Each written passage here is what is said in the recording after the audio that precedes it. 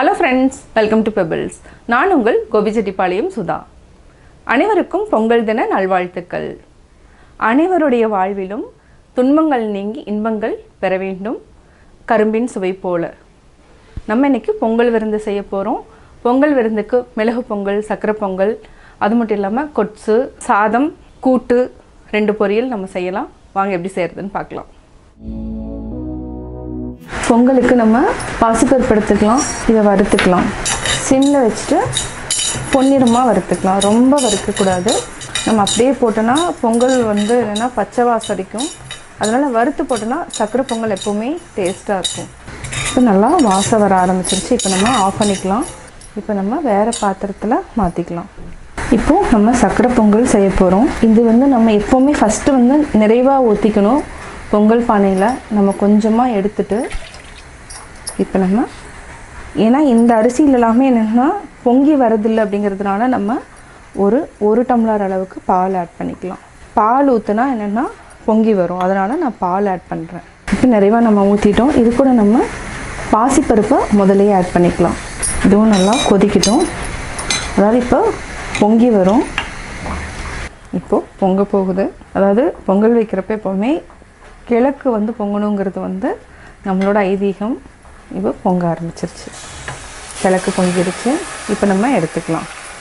கொஞ்சமாக தண்ணி எடுத்துட்டு அதுக்கப்புறம் நம்ம அரிசி போட்டுக்கலாம். இப்போ நம்ம அரிசி போட்டுக்கலாம். இது நான் ஒரு 200 கிராம்ஸ் அளவுக்கு ரைஸ் எடுத்துருக்கிறேன். ஒரு கைப்படி பாசிப்பருப்பு. எப்போவுமே பச்சரிசி என்னென்னா ரைஸ் நிறையா வரும். நம்ம ஜாஸ்தி எடுக்கக்கூடாது. ஒரு 200 கிராம்ஸ் இருந்தாலே போதும். இந்த பொங்க பானைக்கு நம்ம கொஞ்சமாக தண்ணி எடுத்து வச்சுக்கலாம். தேவைங்கிறப்ப நம்ம ஆட் பண்ணிக்கலாம். நல்லா வேகட்டும். இப்போது நம்ம ஏலக்காய் பொடி, வெல்லம் ஆட் பண்ணிக்கலாம். இது ஒரு 6 ஏலக்காய் இருக்கும். பொடி போட்டுட்டு நம்ம வெல்லத்தை ஆட் பண்ணிக்கலாம். நல்லா மிக்ஸ் பண்ணி விடுங்க.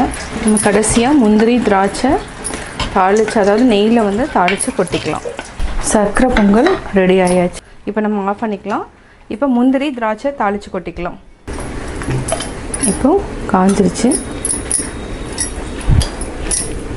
இது ஒரு 20 முந்திரி கிட்ட எடுத்திருக்கேன். அப்படியே போட்டுக்கலாம். எண்ணெய் அப்படியே உருகட்டும்.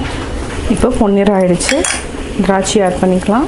கூடவே நம்ம தேங்காயும் ஆட் பண்ணிக்கலாம். இப்போ தாளிச்சிட்டோம். இது கூட முந்திரி, தேங்காய் எல்லாமே கொட்டிக்கலாம். நல்லா மிக்ஸ் பண்ணி விடுங்க. சர்க்கரை பொங்கல் ரெடி. அடுத்தது நம்ம மிளகு பொங்கலுக்கு வச்சுக்கலாம். இதுக்கு நான் 2 டம்ளர் அளவுக்கு வச்சுருக்கேன். அதாவது அரிசி பருப்பு ரெண்டுமே ஒரு 20 மினிட்ஸ் சோக் பண்ணிட்டேன். இதை நம்ம அப்படியே ஆட் பண்ணிக்கலாம். இது நம்ம 1 டம்ளருக்கு 3 டம்ளர் அளவுக்கு தண்ணி விடணும். அதனால் இதில் 1 2 3 4 5 6 7 8, அதாவது இதில் நான் 1/4 டம்ளர் அளவுக்கு தண்ணி ஜாஸ்தி தான் விட்டுருக்கேன். நம்ம பொங்கல் கொஞ்சம் கொலகொலன்னு வேணுங்கிறதுனால இன்னொரு 1/4 டம்ளர் விட்டுக்கலாம். தேவையான அளவு நம்ம உப்பு ஆட் பண்ணிக்கலாம். இதை 3 விசில் விட்டு எடுத்துக்கலாம்.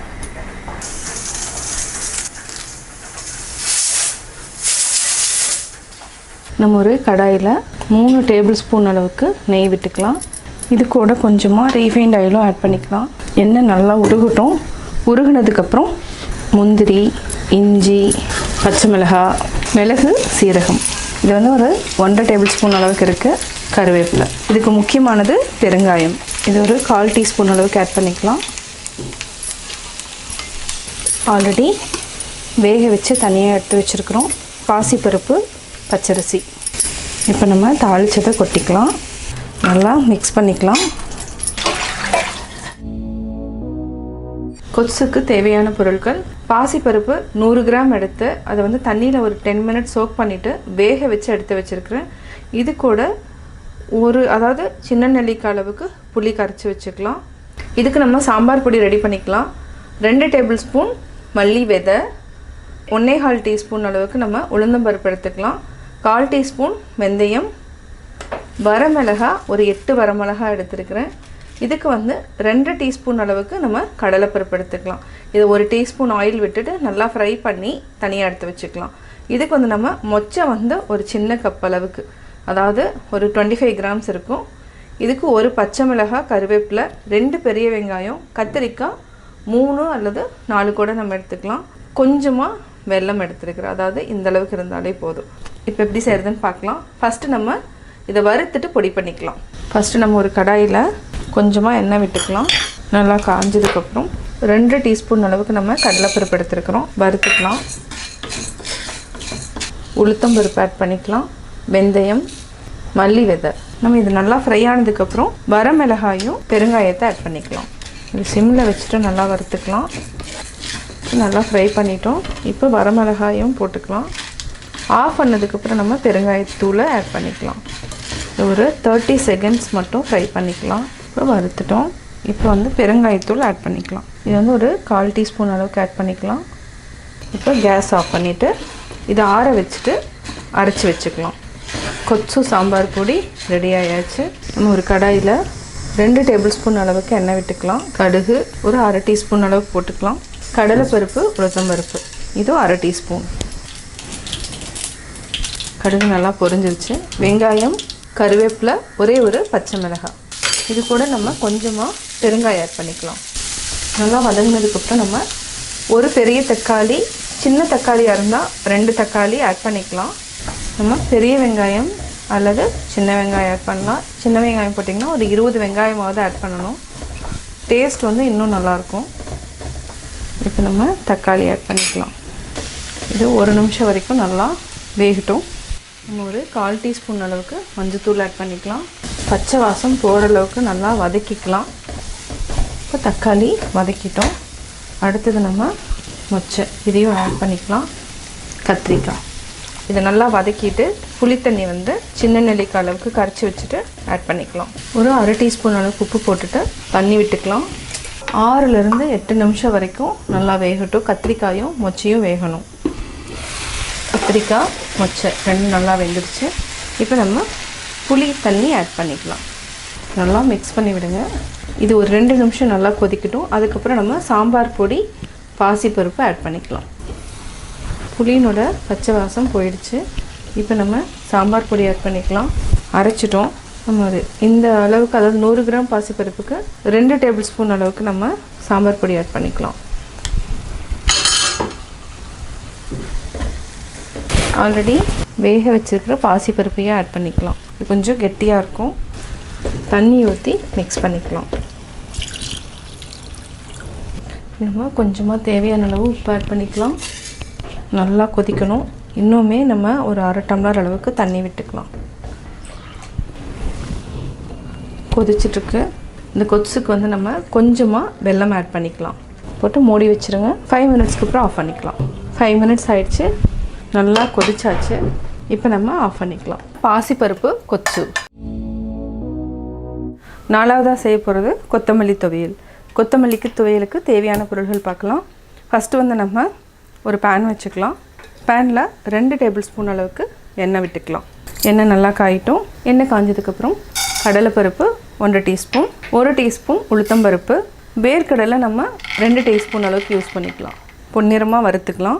கொத்தமல்லி துவையலுக்கு வந்து என்னென்னா வேர்க்கடலை வந்து கொஞ்சம் டேஸ்ட்டாக இருக்கும், அதனால் வேர்க்கடலை ஆட் பண்ணியிருக்கேன். இது வந்து ஆப்ஷனல் தான், நீங்கள் தேவைன்னா ஆட் பண்ணிக்கோங்க, அப்படி இல்லைனா நம்ம ஸ்கிப் பண்ணிடலாம். கடலைப்பருப்பு, உளுத்தம்பருப்பு பொன்னிறமாயிடுச்சு. இப்போ நம்ம நாட்டு பூண்டு ஆட் பண்ணிக்கலாம். பச்சை மிளகாய் 1, வரமிளகாய் 3. அடுத்தது நம்ம சின்ன வெங்காயம் 1 கைப்பிடி அளவுக்கு ஆட் பண்ணிக்கலாம். அதாவது ஒரு 10லேருந்து 15 வரைக்கும் நம்ம ஆட் பண்ணிக்கலாம். சின்ன வெங்காயம் வந்து நல்லா டிரான்ஸ்பரண்ட் ஆகிற வரைக்கும் நல்லா வதக்கிக்கலாம். இதுக்கு வந்து ஒரே ஒரு தக்காளி ஆட் பண்ணிக்கலாம். தக்காளி 1 தக்காளி, நாட்டு தக்காளி எடுத்துக்கலாம். இது கூட நம்ம சின்னதாக புளி எடுத்துக்கலாம். ஜாஸ்தி வேண்டியதில்லை, இந்த அளவுக்கு இருந்தாலே போதும். இதையும் வதக்கிக்கலாம். நல்லா வதங்கட்டும். தக்காளி நல்லா வதக்கிட்டோம். இதுக்கு வந்து என்னென்னா ஒரு 1/4 மூடி அளவுக்கு தேங்காய், துருவன தேங்காய் ஆட் பண்ணிக்கலாம். இதையும் நல்லா வதக்கிக்கலாம். வதக்கிட்டு 1 கைப்பிடி அளவுக்கு நம்ம கொத்தமல்லி தழை ஆட் பண்ணிக்கலாம். டேஸ்ட்டுக்கு நம்ம கொஞ்சமாக கருவேப்பிலையும் ஆட் பண்ணிக்கலாம். 2 ஈர்க்களவுக்கு நம்ம கருவேப்பிலை ஆட் பண்ணிக்கலாம். இதை நல்லா பரட்டி விட்டுக்கோங்க. இது ரொம்ப நேரம் வதக்கணும்னு அவசியம் இல்லை. புதினானா நம்ம வந்து கொஞ்சம் நேரம் வரைக்கும் வதக்கணும், அதாவது நல்லா இலை சுருங்குற வரைக்கும் வதக்கணும். இதை வந்து லைட்டாக வந்து இந்த சூட்டுக்கு வதங்கினாலே போதும். இப்போ நம்ம ஆஃப் பண்ணிக்கலாம். இந்த சூட்லேயே நல்லா, அதாவது கொத்தமல்லி தழை வந்து நல்லா வெந்துடும். கொஞ்சமாக நம்ம உப்பு போட்டுக்கலாம். கேஸ் ஆஃப் பண்ணியாச்சு. ஆற வச்சு அரைச்சிக்கலாம். கொத்தமல்லி துவையல் ரெடி ஆகிடும். ஆறிடுச்சு. இப்போ நம்ம கொத்தமல்லி துவையல் அரைச்சிக்கலாம். கொத்தமல்லி துவையல் அரைச்சிட்டோம். கொத்தமல்லி துவையல் ரெடி. 5வது நம்ம அவரைக்காய் பொரியல் பண்ணிக்கலாம். ஒரு கடாய் வச்சுக்கலாம். எண்ணெய் 1 டீஸ்பூன் அளவுக்கு ஊற்றிக்கலாம். கடுகு 1/4 டீஸ்பூன், 1/2 டீஸ்பூன் கடலைப்பருப்பு, உளுத்தம்பருப்பு. தாளிக்கிறதுக்கு நம்ம பெரிய வெங்காயம் 1, ஒரு பச்சை மிளகாய், கொஞ்சமாக கருவேப்பிலை. சின்ன வெங்காயம் வேணாலும் ஆட் பண்ணிக்கலாம். இது ரொம்ப நேரம் வதக்கணும்னு அவசியம் இல்லை. இந்த ஸ்டேஜ்லேயே நம்ம அவரைக்காயை போட்டுக்கலாம்.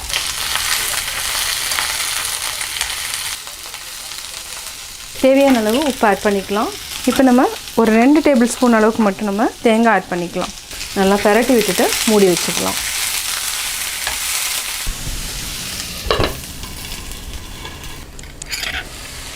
அவரைக்காய் பொரியல் ரெடி ஆயாச்சு. இப்போ நம்ம ஆஃப் பண்ணிக்கலாம். நம்ம ஒரு பவுலில் மாற்றிக்கலாம். அவரைக்காய் பொரியல் ரெடி. பேனில் 1 டீஸ்பூன் அளவுக்கு எண்ணெய் விட்டுக்கலாம். நல்லா காயட்டும். கடுகு 1/4 டீஸ்பூன், கடலைப்பருப்பு, உளுத்தம்பருப்பு 1/2 டீஸ்பூன், ஒரு பெரிய வெங்காயம், ஒரு பச்சை மிளகாய், கருவேப்பிலை. இதை அப்படியே ஆட் பண்ணிக்கலாம். இதுக்கு நம்ம ஒரு 1/2 டீஸ்பூன் அளவுக்கு சாம்பார் தூள் ஆட் பண்ணிக்கலாம். ஃபஸ்ட்டு மஞ்சத்தூள், அதுக்கப்புறம் சாம்பார் தூள் ஆட் பண்ணிக்கலாம். இப்போ நம்ம 1/2 டீஸ்பூன் சாம்பார் தூள் ஆட் பண்ணிக்கலாம். இதை அப்படியே பெரட்டி விட்டுக்கலாம். கட் பண்ணி வச்சுருக்கிற மஞ்சள் பூசணி ஆட் பண்ணிக்கலாம். தேவையான அளவு உப்பு போட்டுக்கலாம். தேங்காய் ஒரு 2 டீஸ்பூன் அளவுக்கு ஆட் பண்ணிக்கலாம். நல்லா பெரட்டி விட்டுட்டு கொஞ்சமாக தண்ணி விட்டு மூடி வச்சுக்கலாம். ஒரு 1/2 டம்ளர் அளவுக்கு தண்ணி ஊற்றிருக்கிறோம். இப்போ மூடி வச்சுக்கலாம். 3 நிமிஷம் நல்லா வேகட்டும். அதுக்கப்புறம் நம்ம வேறு பாத்திரத்தில் மாற்றிக்கலாம். மஞ்சள் பூசணி பொரியல் ரெடி ஆகிடுச்சு. ஆஃப் பண்ணிக்கலாம். பூசணிக்காய் பொரியல் நம்ம ஒரு பவுலில் மாற்றிக்கலாம். பூசணிக்காய் பொரியல் ரெடி. சொரக்காய் கூட்டுக்கு நம்ம ஒரு 50 கிராம்லேருந்து 100 கிராம் வரைக்கும் பருப்பு எடுத்துக்கலாம். அது கடலைப்பருப்பு. இது கூட கொஞ்சமாக மஞ்சத்தூள் போட்டுக்கலாம். பெருங்காயம் கொஞ்சமாக ஆட் பண்ணிக்கலாம். இது ஒரு 2 விசில் விட்டு எடுத்துக்கலாம். கூட்டு அரைக்கிறதுக்கு நம்ம ஒரு 3 பச்சை மிளகாய் ஆட் பண்ணிக்கலாம். இதுக்கு ஒரு அரை மூடி அளவுக்கு தேங்காய் எடுத்துருக்குறோம். 1 டீஸ்பூன் சீரகம். இதை நம்ம அரைச்சி தனியாக எடுத்துக்கலாம், பேஸ்ட் பண்ணிக்கலாம். ஒரு கடாயில் 2 டேபிள் ஸ்பூன் ஆயில் விட்டுக்கலாம். எண்ணெய் நல்லா காயிட்டும். எண்ணெய் காஞ்சதுக்கப்புறம் கடுகு ஆட் பண்ணிக்கலாம். கடுகு ஒரு 1/4 டீஸ்பூன், கடலைப்பருப்பு, உளுத்தம்பருப்பு 1/4 டீஸ்பூன். கடலைப்பருப்பு, உளுத்தம்பருப்பு நல்லா பொன்னிறமானதுக்கப்புறம் ஒரு பெரிய வெங்காயம், கருவேப்பிலை ஒரு அரை ஈர்க்களவுக்கு நம்ம எடுத்துக்கலாம். ரொம்ப நேரம் வதங்கணுங்கிற அவசியம் இல்லை. நம்ம சொரக்காயை கட் பண்ணி வச்சுருக்கிறோம். இது என்னென்னா பிஞ்சு சொரக்காய் தான் நம்ம எடுத்துருக்குறோம். முத்துனது எடுத்திங்கன்னா டேஸ்ட் இருக்காது. கூட்டுக்கு பொறுத்த வரைக்கும் நம்ம கூட்டுக்கு வாங்கினோன்னா கொஞ்சம் பிஞ்சாக இருக்கிறது எடுத்துக்கலாம். அதாவது சின்னதாக மீடியம் சைஸில் எடுத்துட்டால் டேஸ்ட்டாகவும் இருக்கும். இந்த மாதிரி க்யூபாக கட் பண்ணி வச்சுக்கோங்க. சொரக்காயை ஆட் பண்ணிக்கலாம். இதை நல்லா வதக்கி விடுங்க. இப்போ நம்ம தேவையான அளவு உப்பு போட்டுக்கலாம். அதாவது காய் கலவாக ஆட் பண்ணியிருக்கிறேன். கொஞ்சமாக மஞ்சத்தூள். காய் கொஞ்சம் நல்லா வேகட்டும். இப்போ கடலைப்பருப்பு நல்லா வெந்துடுச்சு. அதே தண்ணியவே நம்ம ஆட் பண்ணிக்கலாம். இந்த தண்ணியை ஆட் பண்ணிவிட்டு நம்ம மூடி வச்சுக்கலாம். இப்போ நம்ம கடலைப்பருப்பு ஆட் பண்ணிக்கலாம். இது ரொம்ப கொலையை வேக வைக்காமல் கொஞ்சம் நரநரன்னு தான் வேக வச்சுருக்கிறேன். இதுக்கு கொஞ்சமாக உப்பு போட்டுக்கலாம். நல்லா வெந்ததுக்கப்புறம் தேங்காய், சீரகம், பச்சை மிளகாய் அரைச்சி ஆட் பண்ணிக்கலாம். மூடி வச்சுக்கலாம். இப்போ ஹை ஃப்ளேமில் வச்சுக்கலாம். கூட்டு ரெடி ஆகிடுச்சு. அதாவது தேங்காய், சீரகம், பச்சை மிளகாய் அரைச்சி ஆட் பண்ணியாச்சு. கொஞ்சமாக தண்ணி விட்டுக்கலாம். ரொம்ப நேரம் கொதிக்கணுங்கிறது இல்லை. இது ஜஸ்ட்டு கொதிக்க ஆரம்பிக்கிறப்பவே நம்ம ஆஃப் பண்ணிக்கலாம். சொரக்காய் கூட்டு ரெடி. நல்லா நுர வர ஆரம்பிச்சிருச்சு. இப்போ நம்ம ஆஃப் பண்ணிக்கலாம். சுரைக்காய் கூட்டு ரெடி. சுரைக்காய் கூட்டு ரெடி ஆகிடுச்சு. நம்ம மாற்றிக்கலாம். சுரைக்காய் கூட்டு ரெடி. மசால் வடைக்கு நம்ம பருப்பு ஒரு 1/2 hour ஊற வச்சுருக்குறோம். இது என்னென்னா வடைப்பருப்புனே கடையில் கிடைக்கும்.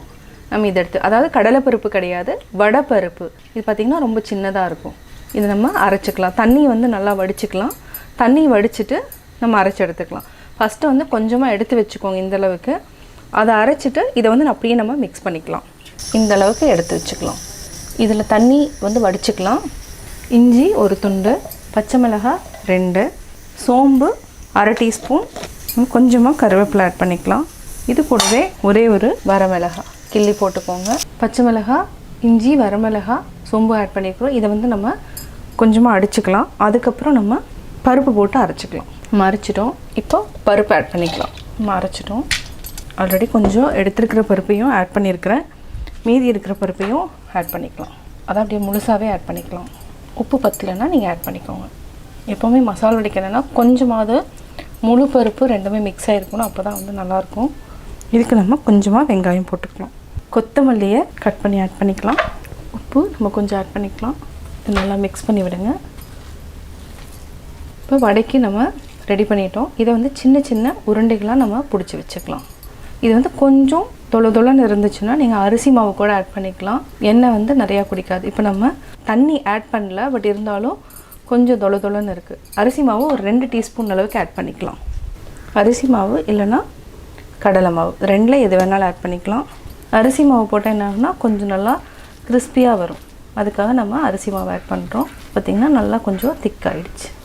வடையை டீப் ஃப்ரை பண்ணுறதுக்கு நம்ம ஆயில் விட்டுக்கலாம். நம்ம இந்த மாதிரி உருண்டை பிடிச்சிட்டுனா ஈஸியாக இருக்கும். இதை வந்து நல்லா இந்த மாதிரி தட்டிட்டு நம்ம டீப் ஃப்ரை பண்ணிக்கலாம். எண்ணெய் காஞ்சிருச்சு.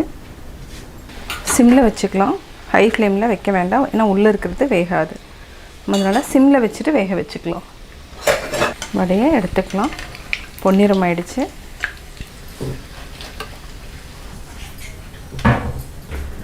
மசால் வடை ரெடி. பொங்கல் விருந்தில் நம்ம என்னென்ன சமைச்சிருக்கிறோன்னு பார்த்திங்கன்னா, சக்கரை பொங்கல், பாசிப்பருப்பு கொச்சு, மிளகு பொங்கல், கொத்தமல்லி துவையல், பூசணிக்காய் பொரியல், அவரைக்காய் பொரியல், சாதம், வடை, சொரக்காய் கூட்டு, அப்பளம்.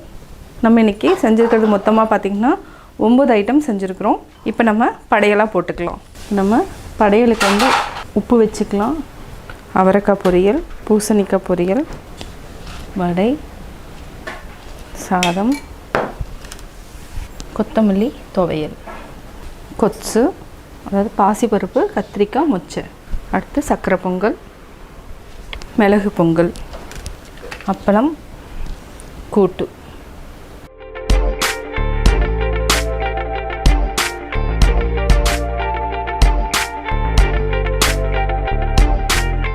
பொங்கல் விருந்தன்னைக்கு என்னென்ன செய்யலாம் அப்படிங்கிறது வந்து நான் உங்களுக்கு ஐடியா சொல்லியிருக்கிறேன். அனைவரும் பொங்கல் அன்னைக்கு இதே மாதிரி பொங்கல் விருந்து செஞ்சு எல்லாத்தையுமே அசத்துங்க. உங்களுக்கு என்னுடைய மனமார்ந்த பொங்கல் நல்வாழ்த்துக்கள்.